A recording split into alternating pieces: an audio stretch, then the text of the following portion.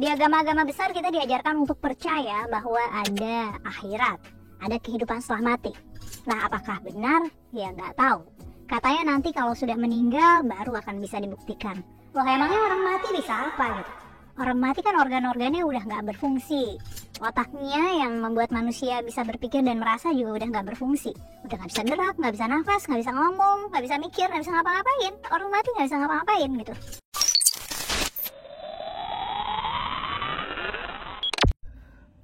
Kalau sebelumnya pembicaraannya itu adalah apakah sekarang haji masih wajib, apakah sekarang babi sudah halal.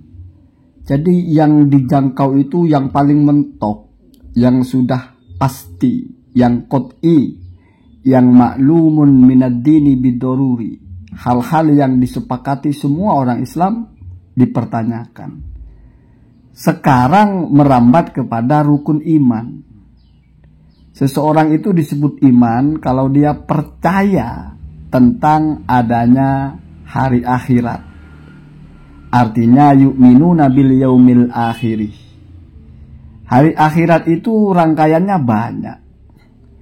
Termasuk juga percaya kepada yaumul ba'si, hari kebangkitan.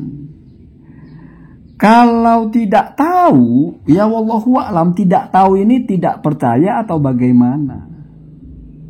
Susah kalau bicara dengan orang yang mengatakan tidak tahu. Lebih baik tidak percaya gitu. Apalagi kalau dilihat dari kronologis penjelasannya. Karena orang mati itu kan sudah tidak bisa merasakan apa-apa, tidak bisa berpikir. Jadi bagaimana orang mati mau membuktikan akhirat ada atau tidak ada? Wah, susah kalau begitu ya. Jadi dipikirnya kehidupan ini ya sama, hanya ada satu versi, yaitu kita hidup di dunia ini. Dimana kalau sudah mati secara medis sarafnya sudah tidak berfungsi. Maka dari itu sebetulnya nggak pernah ada berarti siksa-siksa setelah mati itu nggak pernah ada. Kenapa? Karena ngapain disiksa, kan udah nggak terasa. Kalau pakai logika begitu ngapain kita takut-takut dosa? Nggak ada dosa berarti. Berarti kehidupannya hanya di dunia. Ini masuk kepada orang-orang yang mengatakan namutu wa nahya mungkirul ba'si. Di Al-Quran itu mereka di profiling sebagai orang-orang yang berkata kami ini hanya hidup lalu mati ya. Namutu wa nahya itu dibalik ya. Jadi sebetulnya maknanya itu salah satu dari versinya adalah kami ini tidak percaya dengan kebangkitan. Kami ini hanya hidup lalu mati. Tapi bahasanya kok namutu wa nahya, kami hidup lalu kami mati. Itu menunjukkan kalau wow tidak mesti menunjukkan urutan. Bukan litartib ya, tapi limutlaqil jam'i. Hanya dua-duanya itu berlaku tapi tidak berurutan. Sama dengan misalnya saya makan dan minum. Ya nggak mesti makan dulu baru minum. Boleh dia minum dulu baru makan, tapi bilangnya saya makan dan minum. Boleh. Dan itu nggak mesti menunjukkan urutan. Atau ada yang bilang namutuh, setelah kami mati, nah ya maka akan hidup lagi anak kami. Artinya kami nggak akan pernah dihidupkan lagi. Ingkar kepada Baksun. Tapi kalau bilang tidak tahu kan tidak bisa dihukumi ingkar juga. Tapi mana mungkin ada orang percaya dengan sesuatu yang dia tidak tahu. Itu lebih mustahil kayaknya. Jadi mau dibilang tidak percaya agak susah. Tapi dibilang percaya lebih mustahil. Ada orang percaya dengan sesuatu yang tidak tahu. Artinya tidak tahu itu dia tidak tahu sama sekali barang itu ada apa tidak ada. Mana mungkin bisa percaya. Orang mungkin tidak pernah ke Mekah. Orang mungkin tidak pernah melihat Nabi Muhammad misalnya. Tidak tahu Nabi Muhammad seperti apa. Tidak tahu Mekah seperti apa. Tidak tahu Amerika seperti apa. Tapi setidaknya dia pernah dengar masalah itu dan dia percaya itu. Artinya nggak mesti harus tahu seperti apa barangnya orang bisa percaya. Tapi kalau tidak tahu mana mungkin bisa percaya. Kamu tidak tahu kalau ada orang bernama Mukidi, tidak pernah tahu ada orang bernama Bodrek misalnya. Mana mungkin kita percaya ada orang bernama Bodrek, tapi kita tidak tahu. Ada apa tidak ada aja kita tidak tahu kok. Bagaimana bisa percaya? Sementara beriman kepada hari akhirat itu adalah annahu haqqun, bahwasannya itu benar. Annal mauta haqqun, wa annal jannata haqqun, wa annan naru haqqun. Wa annal ba'sa haqqun wa anna adzabal qabri haqqun. Itu kita percaya, semuanya itu benar gitu. Kalau masalah tahu, apalagi tahunya itu sifatnya harus bil khawas, harus hissi, Ya nggak bisa, Pak. Kamu belum mati nggak bisa tahu akhirat. Nggak bisa merasakan. Apalagi tahu harus sifatnya experimented. Harus, apa bahasanya itu ya. Harus bisa kita verifikasi. Kita cek. Jadi kebenaran itu ya seperti api. Kalau disentuh panas ya benar api. Ya. Jadi itu teorinya, teori apa bahasanya ya. Teori ya yang dipakai guru gembul itulah. Jadi kebenaran kalau hanya dianggap itu saja, itu sudah lucu. Para filsafat juga, ulama filosof juga tidak memastikan kebenaran itu hanya dengan jalur itu. Ada jalur rasional. Tapi kalau dalam agama kita ada satu ilmu itu yang yuhsolu bil khobari as-sodiq. Jadi masdarul ilmi atau sumber ilmu itu kan ada 3. Ada al-aqlu, ada al-khawas, as-salimah, ada juga al-khobarus sodiq, berita yang benar. Berita yang benar itu ya Al-Quran, ya hadis, itu namanya berita yang benar. Artinya tidak mesti kamu harus pelototin lihat ada. Tidak mesti harus kamu terka-terka dengan logika. Oh, seperti sebab akibat misalnya. Seperti logika kalau ada anak pasti ada ibunya misalnya. Atau seperti logika kalau tidak bergerak pasti diam. Kalau tidak diam pasti bergerak. Ya nggak mesti itu. Nggak hanya itu, ada jalur ilmu atau ada jalur kebenaran itu yang sifatnya itu bil khobari sodik. Dan itu kaitannya dengan kepercayaan, makanya disebut rukunnya iman. Bagian dari iman.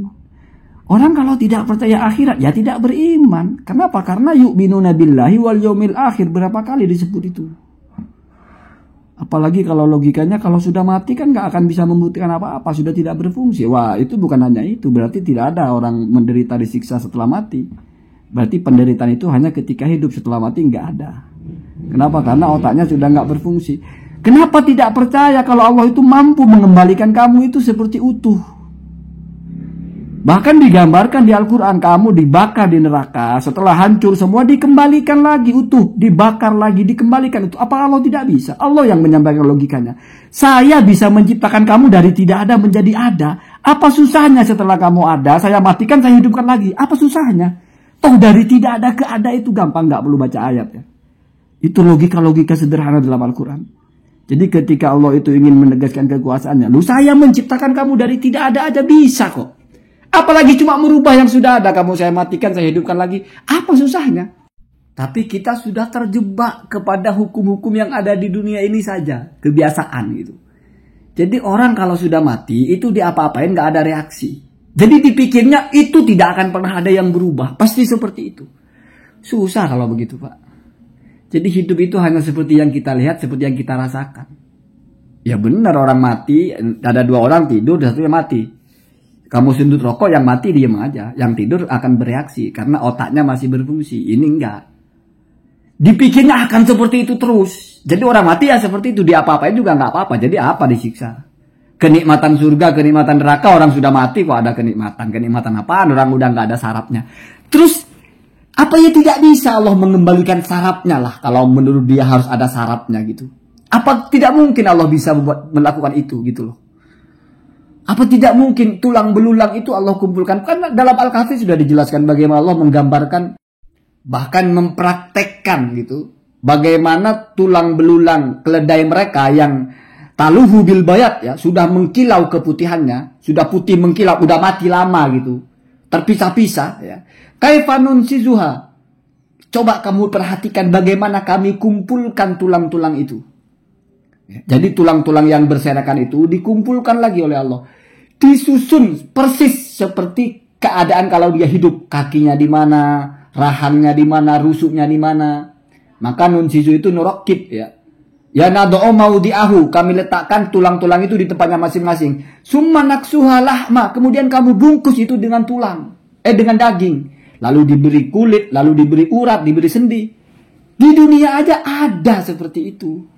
Kecuali kalau tidak percaya dengan cerita dalam Al-Quran. Karena kan dongeng-dongeng saja, wah repot lagi itu. Apalagi nanti apa susahnya? Kan kita percaya Allah maha bisa. Terus kalau cuma begitu kenapa tidak bisa bagi Allah? Kenapa kita menganggap apa yang kita, padahal ini nggak akliyat, ini cuma adi. Artinya apa? Orang mati hidup lagi itu di dunia saja. Ya. Makhluk hidup misalnya Nabi Musa menghidupkan burung, menghidupkan orang mati. Itu bisa kok. Apalagi nanti. Apa yang menjadi tidak bisa gitu. Ini kan mustahilnya pun mustahil adi saja. Kebiasaan saja. Biasanya begitu. Artinya ada yang extraordinary. Tidak biasa pun terjadi. Kecuali yang tidak mungkin itu. Kamu lihat Maman dia mati. Lalu kamu bilang ini hidup sekaligus mati. Tidak mungkin Pak. Karena dia disebut mati ketika tidak hidup. Dia disebut hidup ketika tidak mati. Iya dan tidak mungkin berkumpul. Itu. Kalau setelah mati hidup lagi bisa. Biasa aja itu. Kenapa kita menjadi terjebak dengan logika? Wah, kalau sudah mati kan gak bisa ngapa-ngapain. Nah iya Pak. Terus tapi kan setelah mati dia bisa dihidupkan lagi. Kenapa? Karena Allah itu yukhrijul hayya minal mayyit wa yukhrijul mayyita minal hayy. Apapun bisa bagi Allah itu Pak. Ya. Bapak apa ibu ini. Jadi kalau tidak tahu ya nggak perlu dihukumi lah. Karena mau dihukumi apa gitu. Susah ya. Jadi kita tidak perlu menghukumi, tidak perlu bicara orang ini. Cuman yang jelas orang tidak percaya kepada hari akhirat itu bukan orang Islam. Bukan orang beriman. Tidak masuk kepada al-mu'minun. Kalau dia mati dalam keadaan tidak percaya kepada akhirat berarti mata bi ghairil iman. Mati tidak membawa iman. Ya kadang-kadang orang kan hanya bilang Pak saya nggak percaya, saya nggak tahu. Itu kadang-kadang sekarang ini Pak di Indonesia ini orang banyak cari panggung itu yang saya nggak habis pikir. Cuma nyari panggungnya itu nyari yang gratisan gitu. Ada orang yang kapasitasnya nanggung gitu, mau action dalam keilmuan nggak laku. Atau sudah redup di bidangnya, nyari yang bikin dia naik gitu. Walaupun kadang saya pikir dapat apa sih terkenal juga itu kan kagak lah tanggung aja. Gak akan ada orang tolol yang menganggap orang-orang begitu itu adalah orang yang berilmu, berwawasan terus dikasih panggung. Nggak mentok di YouTube. Udah nggak akan pernah naik. Kenapa? Karena jualannya terlalu receh. Terlalu receh. Kita ini nggak goblok. Masyarakat Indonesia tuh ada kampus-kampus, ada pesantren-pesantren. Rapi keilmuan itu. Begini-begini nggak akan pernah naik Pak. Mentok-mentok di YouTube, viewer, AdSense. Udah itu aja. Nggak akan jauh-jauh. Jadi kamu cari sensasi. Nggak akan pernah naik. Kalau dalam dunia hiburan mungkin. Kenapa? Karena mereka nggak punya batas. Asal banyak yang suka diundang ke televisi misalnya. Makan tai lah viral naik televisi. Diundang di podcast. Tapi kalau dalam keilmuan kayaknya sulit. Ya, sulit. Apa ada orang yang cuma modal berani ngomong asal-asalan terus sudah dapat panggung dalam keilmuan di kampus? Ada nggak? Atau diundang di pesantren atau diundang di seminar ilmiah? Nggak ada Pak. Paling mentok bacot di YouTube. Udah. Nggak mungkin bisa naik. Pegang ucapan saya. Nggak mungkin bisa naik. Guru gembul lah misalnya. Pernah guru gembul itu orasi ilmiah di kampus? Enggak. Paling ya bicara pajak di perpajakan, bicara pendidikan. Padahal yang dibicarakan semua lintas. Kenapa? Karena kita waras Pak. Waras. Ade Armando misalnya, pernah nggak dia akan mengisi seminar keilmuan Islam di universitas? Enggak, di YouTube paling mentok. Kecuali kalau bidang komunikasi, apalagi yang perempuan ini. Aduh, udah Bu ya udah, nggak akan naik Ibu, nggak akan gitu. Udah di situ-situ aja. Ya sama dengan kita sebagai YouTuber aja ya. Cuma bedanya kalau saya YouTuber itu nggak terlalu berani nabrak-nabrak. Untuk apa sih? Ini YouTuber nyari AdSense kok. Nggak menghalalkan hal-hal yang segalau kita coba, nggak lah. Artinya nggak makan tai lah bahasanya itu ya.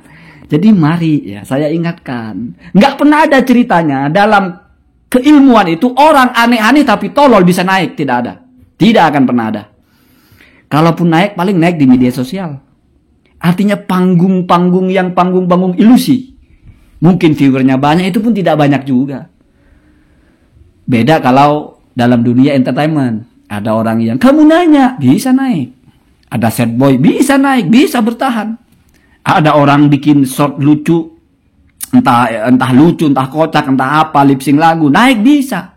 Bertahan bisa. Bisa sejajar dengan para artis, karena standarnya bukan ilmu. Tapi diminati, namanya aja hiburan.